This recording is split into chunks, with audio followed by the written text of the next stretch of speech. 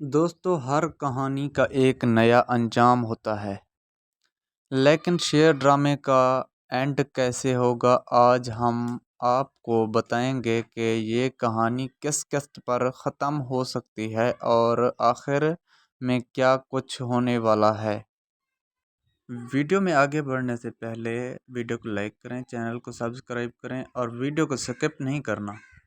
تو آج ہم بات کرنے والے ہیں ڈرامہ شیر کے ممکن اختیار کے بارے میں۔ ابھی تک ڈرامہ کافی دلچسپ اور سسپینس سے بھرا ہوا چل رہا ہے اور سب کے ذہن میں یہی سوال ہے کہ آخر یہ کہانی کہاں جا کر ختم ہوگی۔ کیا شیر اپنے دشمنوں پر غالب آئے گا یا پھر خود کسی بڑی قربانی کا شکار ہوگا؟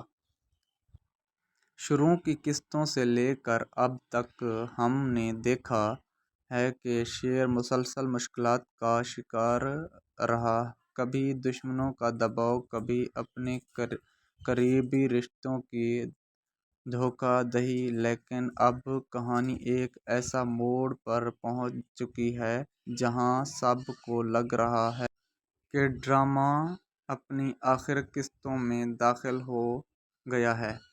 کچھ ناظرین کا خیال ہے کہ کہانی شاید کسی بڑے نقصان پر ختم ہوگی، جبکہ کچھ لوگ یہ سمجھتے ہیں کہ شیر سب کو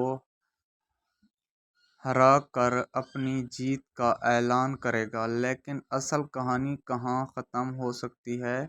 آئیے اس پر ذرا تفصیل سے بات کرتے ہیں۔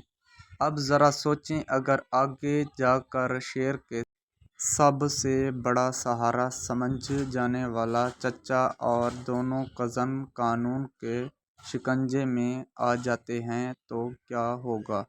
پولیس انہیں گرفتار کر لے گی یا پھر وہ اپنے ہی دشمنوں کے ہاتھوں مارے جائیں گے؟